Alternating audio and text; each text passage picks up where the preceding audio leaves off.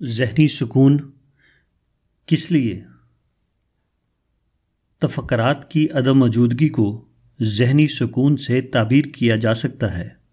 دماغ کا پرسکون ہونا اچھی بات ہے، تاہم سوال یہ ہے کہ ذہنی سکون کا مقصد کیا ہے؟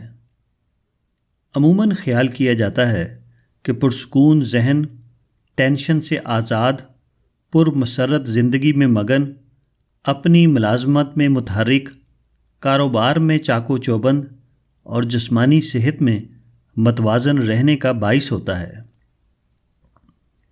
یہ سچ ہے کہ ایک پرسکون دماغ مذکورہ تمام چیزوں کو ممکن بناتا ہے، لیکن ذہنی سکون کی قدر و قیمت کا یہ انتہائی ادنا معیار ہے، کیونکہ پرسکون ذہن ایک مثبت ذہن ہوتا ہے، اور یہ مثبت ذہن ہی ہوتا ہے جو ہمیں اعلیٰ معیار پر زندگی گزارنے کے قابل کرتا ہے۔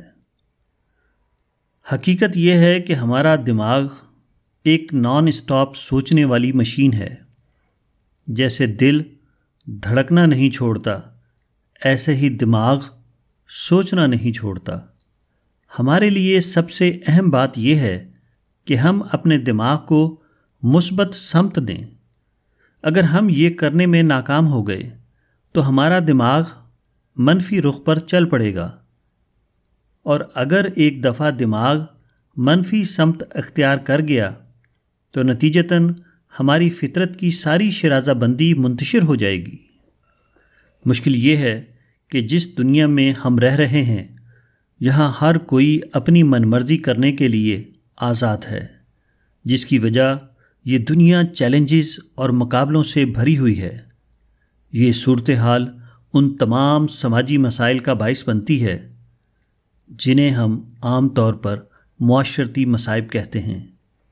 اس طرح ممکن ہے کہ ایک شخص کی خوشی دوسرے کے لیے حزن و ملال کا موجب بنے، جیسا کہ اکثر سماج میں ایسا ہی ہوتا ہے۔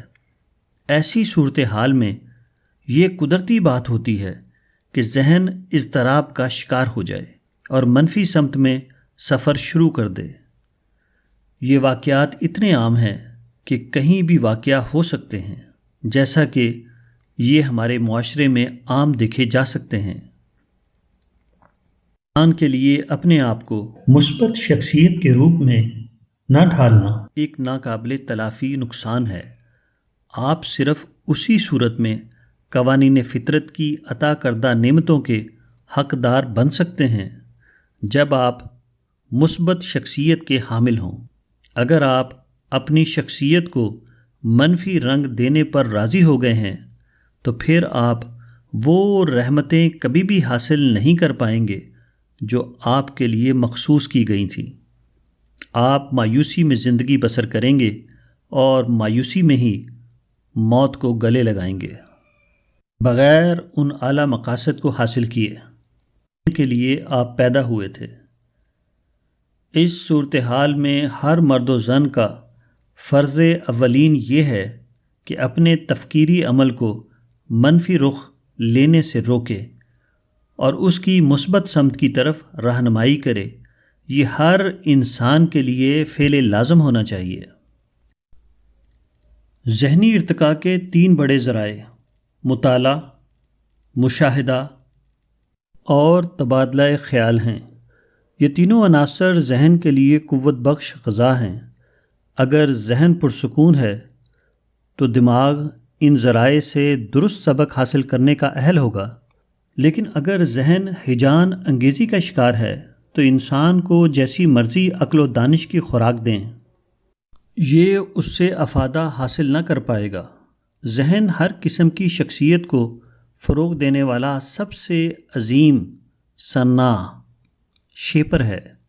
ہم میں سے ہر کوئی جانتا ہے کہ اچھی جسمانی صحت کے لیے بڑی احتیاط کی ضرورت ہوتی ہے کہ کوئی بھی مضرت رساں چیز ہماری جسمانی اعضاء کو نقصان نہ پہنچانے پائے۔